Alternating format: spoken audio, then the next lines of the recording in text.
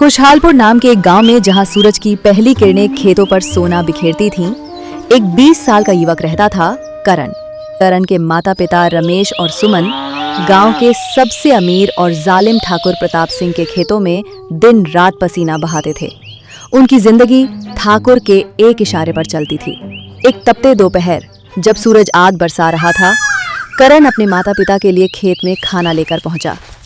धूल से सने और थके हुए माँ बाप को देखकर उसका दिल पसीज गया। तभी ठाकुर प्रताप सिंह अपनी चौड़ी छाती और घमंड भरी चाल के साथ उनके पास आ धमके। करण, तुम यहाँ खाना खिलाने आते हो, ये अच्छी बात है, पर कभी काम में भी हाथ बटाओगे या बस खर्चीला बेटा बनकर रहोगे? ठाकुर साहब, मेरे हाथ सिर्फ मेहनत के लिए नहीं, प्रकृति का संतुलन बनाने के लिए बने हैं। मैं माँ बाप की तरह इस जमीन को मरते नहीं देखूंगा। मेरा रास्ता कुछ और है। अच्छा, तो क्या उखाड़ोगे? इस गांव में क्या काम है इसके अलावा? प्रकृति की बात करोगे? ये जमीनें तो बंजर हैं। नहीं ठाकुर साहब, प्रकृति को बंजर आप जैसे लोग बनाते हैं जो उसका शोषण करते हैं, उसके संसाधनों को अपनी तिजोरी में बंद करते हैं। ये बात आप कभी नहीं समझेंगे, क्योंकि आप तो सिर्फ लेना जानते हैं, देना नहीं। करण के ये शब्द सुनकर ठाकुर का चेहरा गुस्से से लाल हो गया।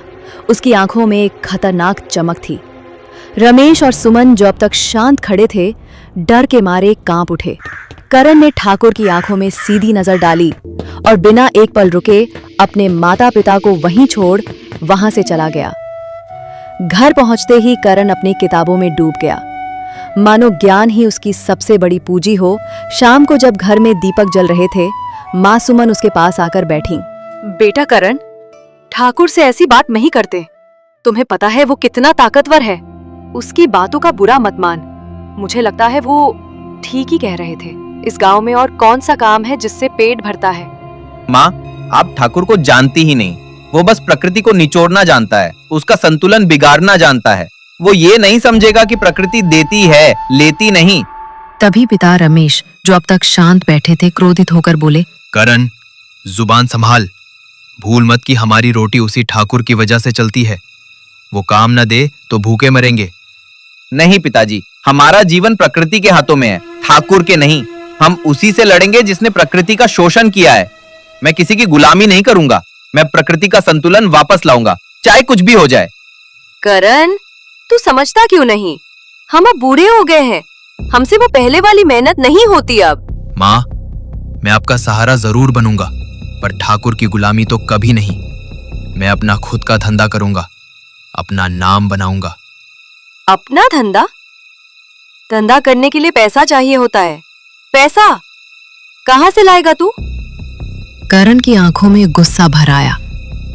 वो तुरंत उठा और खेतों की ओर चल दिया, जहां उसकी प्रेमिका नेहा एक बरगद के पेड़ के नीचे उसका इंतजार कर रही थी। आज मेरे हीरो का चेहरा क्यों उतरा हुआ है? क्या बताऊं नेहा, माँ बाप को कुछ समझ ही नहीं आता। उन्हें ठाकुर की चालाकी दिखती ही नहीं। वो बस उसी के आगे झुकना जानते हैं। और ठाकुर, उसने गांव के सारे जल स्रोतों पर कब्जा कर लिया है। प्रकृति का संतुलन बिगड़ गया है। उनकी भी क्या गलती है? गांव में काम कहाँ है? ठाकुर के खेतों में ही तो सबको काम मिलता है। नेहा, मेरे दादाजी ने ठाकुर से थोड़े पैसे लिए थे और बदले में उस बेईमान ने हमारी पुश्तैनी जमीन छीन ली। वो जमीन आज भी बंजर पड़ी है। पिताजी उसे मनहूस मानते हैं, पर मुझे लगता है उसमें प्रकृति का कोई राज छुपा है। बरगद के पेड़ के पास से एक बूढ़ा व्यक्ति, जिसके कपड़े मैले और चेहरे पर गहरी लकीरें थीं, अचानक उनके करीब आ गया। उसकी आंखें अजीब सी चमक रही थीं। वो जमीन जिस पर तुम्हारे दादाजी ने प्रकृति का ज्ञान बोया था, वो मनहूस नहीं, वो बस समझदार हाथों का इंतजार कर रही है। आप कौन हैं और आपको उस जमीन के बारे में कैसे पता? कुछ राज जमीन में दफन होते हैं करण। तुम्हारे दादाजी एक अद्भुत प्रयोग कर रहे थे। वो जमीन बीजों को नहीं, बल्कि फसल को सीधे स्वीकार करती है। आप ये क्या कह रहे हैं? समय आने पर सब समझ आ जाएगा बेटा। बस आंखें खुली रखना और प्रकृति के संकेतों को समझना। बूढ़ा व्यक्ति उतनी ही तेजी से भीड़ में गायब हो जाता है जितनी तेजी से वो आया था। करण और नेहा एक दूसरे को देखते रह जाते हैं। उनके मन में सवालों का बवंडर उठ रहा है। ये कौन था और उसका क्या मतलब था? गांव को भूख और प्यास से बचा सकता है और प्रकृति का संतुलन वापस ला सकता है। ये कुछ अलग है नेहा, बहुत अलग। शायद दादाजी ने उस जमीन पर कुछ ऐसा किया था जिससे प्रकृति फिर से खुशहाल हो सकती है। मुझे शहर जाकर उस डायरी में लिखे राज को समझना होगा। पर इसका मतलब क्या है? हमें तो आज तक यही पता था कि वो सिर्फ बंजर है। पता नहीं, पर अब मुझे उस जमीन को वापस लेने की वजह और भी मजबूत हो गई है। मुझे उस रहस्य को सुलझाना है। मुझे शहर जाकर कुछ ऐसा सीखना होगा, कुछ ऐसा खोजना होगा जिससे मैं उस बूढ़े व्यक्ति की बात का मतलब समझ सकूं और दादाजी के काम को पूरा कर सकूं। अगले दिन करण एक छोटे से थैले के साथ शहर के लिए निकल पड़ा।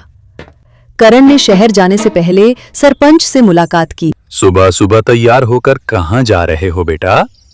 मैं शहर जा रहा हूँ सरपंच जी। मेरा एक दोस्त है वहां, उसने कहा है कि बैंक से लोन दिलवा देगा। मुझे प्रकृति को फिर से जगाने के लिए कुछ नया सीखना है। अरे मुझे लगता है करण कि तुम्हारा दिमाग खराब हो गया है। लोन लेकर आखिर तुम क्या करोगे भाई? कहीं जुआ खेलने का तो नहीं सोच रहे? नहीं सरपंच जी, मैंने एक सपना देखा है। मैं अपने गांव में एक पिज्जा की दुकान खोलूंगा, पर यह पिज्जा आम नहीं होगा, ये प्रकृति के गुणों से भरा होगा। करण, गांव के लोग दाल, चावल और समोसे खाना पसंद करते हैं। ये पिज्जा वीजा तो शहर के लोगों के चोचले होते हैं। गांव में कोई इसे नहीं पूछेगा। ऐसी बात नहीं है सरपंच जी। अब गांव वालों की सोच भी बदल रही है और मुझे इसी बदलती सोच और प्रकृति के ज्ञान का फायदा उठाकर अपने व्यापार को चमकाना है। और हाँ, मुझे ठाकुर से भी मिलना है। अपने व्यापार को बाद में चमकाते रहना, पहले जाकर ठाकुर से मिलो। ठाकुर ने तुम्हें बुलाया है। करण सीधे ठाकुर प्रताप सिंह से मिलने चला गया। ठाकुर अपनी आलीशान हवेली के बरामदे में बैठा था, अपने नौकरों से घिरा हुआ। मैं तुम्हारा ही इंतजार कर रहा था। आपने मुझे क्यों बुलाया ठाकुर साहब? देखो करण, मैं जानता हूं कि तुम मुझसे माफी तो मांगोगे नहीं। माफी? किस बात की माफी? मैंने जो कहा वो सच था।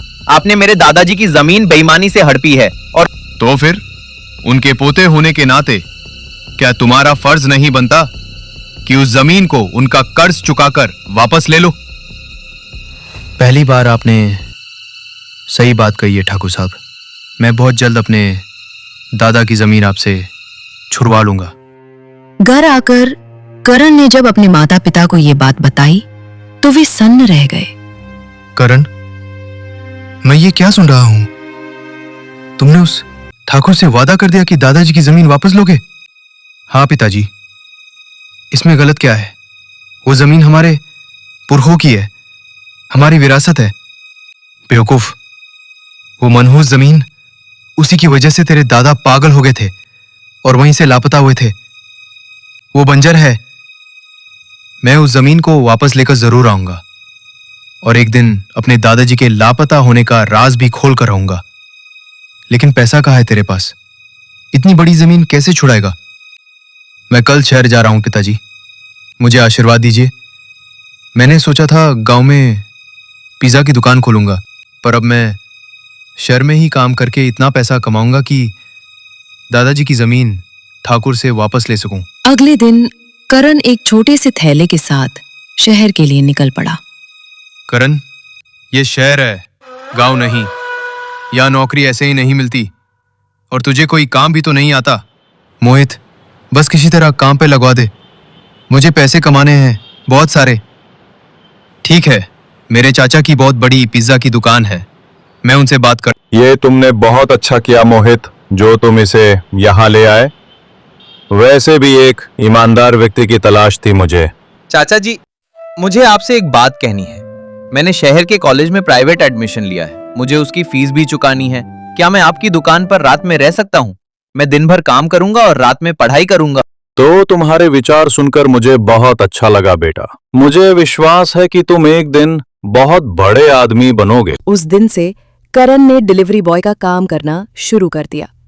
दिन भर वो शहर की गलियों में पिज्जा पहुंचाता और रात में अपनी छोटी सी कोठरी में किताबों में खोया रहता। चाचा जी, आपका पिज्जा तो बहुत मशहूर है। क्या आप मुझे पिज्जा बनाना सिखाएंगे? जो सीखना चाहते हैं वही अपनी मंजिल पाते हैं करण। मैं तुम्हें जरूर पिज्जा बनाना सिखाऊंगा। कुछ ही दिनों में करण बेहतरीन पिज्जा बनाने में माहिर हो गया। अब उसके पास अच्छे खासे पैसे इकट्ठा हो गए थे। मोहित, तुमने कहा था कि तुम मुझे बैंक से लोन दिलवा सकते हो। हाँ, क्यों नहीं, आज ही दिलवा देता हूँ, पर याद रखना महीने की किश्तें समय पर जमा करनी होंगी। मोहित ने करण को बैंक से लोन दिलवा दिया। बैंक के पैसे और खुद के जमा किए हुए पैसे लेकर करण अपने गांव के ठाकुर प्रताप सिंह के पास पहुंचा। ये लीजिए ठाकुर साहब, मेरे दादा ने जो आपसे कर्ज लिया था वो मैं ब्याज सहित वापस कर रहा हूं। अब मेरी जमीन के कागज वापस कर दीजिए। ठाकुर ने मुस्कुराते हुए जमीन के कागज करण को वापस कर दिए। करण खुश होता हुआ वहां से चला गया। ठाकुर का साथी संजू, जो पास खड़ा था, बोला, अरे इस मूर्ख से पूछो कि बंजर जमीन पर ये आखिर करेगा क्या। उस जमीन को मैंने कई बार हटाने की कोशिश की मगर किसी ने नहीं खरीदा। जब इस लड़के की बातें मैंने सुनी तो मैं समझ गया कि ये एक नंबर का मूर्ख है। मैंने तो मुफ्त में जमीन से छुटकारा पाया। वाह ठाकुर साहब, आजकल के लड़के कितने बेवकूफ होते हैं, ये आज पता चला। घर जाकर वो कागज करण ने अपने पिता रमेश के हाथ पर रख दिए। मुझे तुझ पर बहुत तरस आता है करण। जो पैसे तूने इतनी मेहनत से कमाए, तू उनसे कोई और भी व्यापार कर सकता था। तूने ये पैसे एक मनहूस जमीन पर बर्बाद कर दिए। मेरी तो किस्मत ही फूट गई। आज भले ही आपको मुझ पर तरस आ रहा है पिताजी, पर मुझे विश्वास है कि एक दिन आपको मुझ पर गर्व होगा।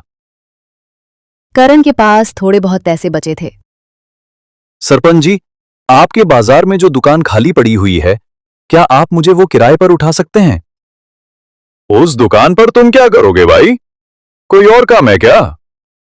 मैंने शहर में बहुत अच्छा पिज्जा बनाना सीखा है। मैं दुकान पर बैठकर पिज्जा बनाऊंगा और गांव वालों को एक नया स्वाद दूंगा। मेरी समझ में नहीं आता करण कि आखिर तुम्हारे दिमाग में चलता क्या रहता है। करण अपनी दुकान पर पिज्जा बनाना शुरू करता है। उसने दादाजी की डायरी से अमृत अर्क बनाने की विधि का इस्तेमाल किया है। रमेश भी दुकान पर बैठता है। पिताजी, अब आपको ठाकुर के खेत में काम करने की जरूरत नहीं है। आज से आप दुकान पर पिज्जा बेचेंगे। आप मेरे साथ काम करेंगे। रमेश कुछ नहीं कहता, पर अगले दिन से पिज्जा की दुकान पर बैठने लगता है और करण बंजर खेत में जाकर जी तोड़ मेहनत करने लगा। उसने हल चलाया, जमीन को पलटा, बीज बोए, लेकिन करण की लाख कोशिश के बाद भी उस जमीन पर अनाज का एक दाना नहीं उगा। वो बूढ़े आदमी की बात समझने की कोशिश कर रहा था। करण उदास होकर अपने खेत में बैठा ही था कि तभी रमेश वहां आकर बोला, पकड़ो अपना पिज्जा। गांव में तेरा बनाया पिज्जा कोई सूंघता तक नहीं, और ऊपर से बंजर जमीन पर हल चलाते चलाते तू हाल से बेहाल हो गया है। लगता है हमारी किस्मत में भूखा मरना ही लिखा है। तूने सब बर्बाद कर दिया। समझ में नहीं आ रहा कि इस जमीन पर फसल क्यों नहीं उग रही। मैंने नए जमाने की सारी तकनीक इस्तेमाल कर ली। इस जमीन में कुछ तो गड़बड़ है, या शायद वो बूढ़ा आदमी सही कह रहा था। करण की आंखों में बूढ़े व्यक्ति की बात गूंज रही थी। अचानक उसके दिमाग में एक विचार कौन था। उसने अपने हाथ में रखे पिज्जा को देखा।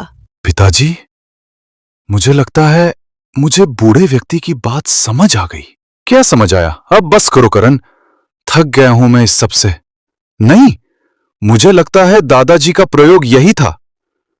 वो बूढ़ा आदमी कह रहा था कि ये जमीन बीजों को नहीं बल्कि फसल को सीधे स्वीकार करती है। करण उसी रात पिज्जा लेकर अपनी जमीन पर पहुंच गया। चांदनी रात में उसने पिज्जा के छोटे छोटे टुकड़े कर कर उस सारी जमीन पर बो दिए। उसकी आंखों में एक अजीब सी उम्मीद थी। अगली सुबह जब सूरज की पहली किरणें धरती पर पड़ी और करण की आंख खुली। अरे वाह, ये कैसे संभव हो सकता है? मेरे इस बंजर खेत में पिज्जा ही पिज्जा लहरा रहे हैं। ये तो कमाल हो गया। अरे, इसमें तो बिल्कुल ताजी ताजी महक आ रही है, मानो कि अभी अभी बनकर तैयार हुआ है। रमेश दौड़ता हुआ खेत पर आया और अपनी आंखों पर विश्वास नहीं कर पा रहा था। देखा आपने पिताजी, दादाजी की जमीन को आप बंजर कह रहे थे, वो जमीन तो जादुई निकली। पिताजी हमेशा कुछ खोए खोए से रहते थे। और वो अपना ज्यादातर समय इसी जमीन में ही बिताया करते थे। अब समझ आया क्यों। अब तुम क्या करोगे बेटा? मैं सारे पिज्जा को तोड़कर शहर में डिलीवरी करूंगा पिताजी। अब आप देखते जाइए कि आप पर धन की वर्षा कैसे होती है। करण और उसके पिता पूरे दिन पिज्जा को तोड़ते रहे। ठाकुर को ये बर्दाश्त नहीं होता। बरसों पहले मैंने करण के दादा की जमीन धोखे से इसीलिए हड़पी थी क्योंकि मुझे शक था कि वो जमीन पर कुछ कर रहे हैं। मुझे पता था कुछ तो खास है उस जमीन में। पर अब क्या फायदा ठाकुर साहब, आपने तो अपनी मर्जी से कागज करण को दे दिए। अगर ये लड़का ऐसे ही तरक्की करता रहा तो वो दिन दूर नहीं जब गांव में लोग ठाकुर उसे कहेंगे और हमें मूर्ख। तो अब आप क्या करेंगे? तुम शायद मुझे जानते नहीं हो संजू, मेरे सीने में बरसों पुराना राज आज भी दफन है। कल मैं करण और उसके परिवार का किस्सा ही खत्म कर दूंगा।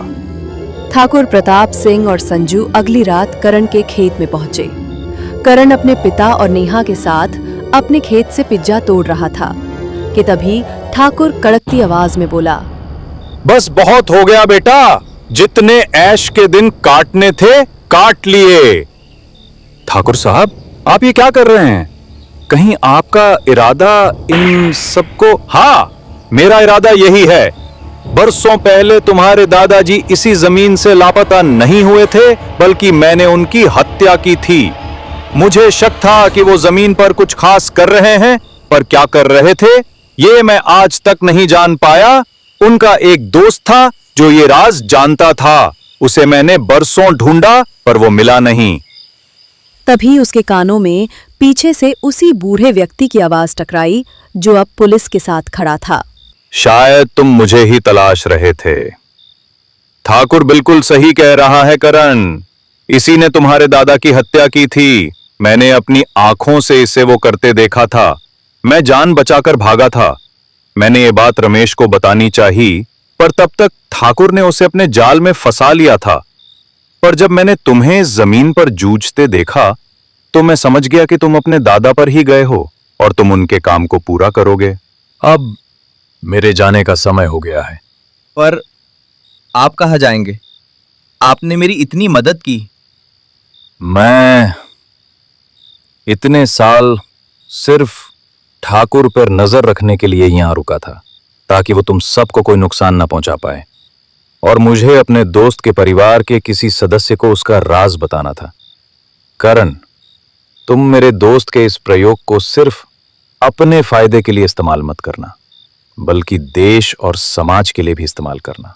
यही तुम्हारे दादाजी का सपना था। इतना बोलकर वो बूढ़ा व्यक्ति वहां से चला गया। करण आज भी जादुई पिज्जा की खेती करता है। उसके खेत में उगने वाले पिज्जा से सिर्फ उसे ही नहीं बल्कि पूरे गांव को फायदा होता है। खुशहालपुर गांव अब सचमुच खुशहाल हो गया था और इस सारी खुशी के बीच करण और नेहा ने भी एक दूसरे का हाथ थामा और गांव वालों की मौजूदगी में शादी के बंधन में बंध गए।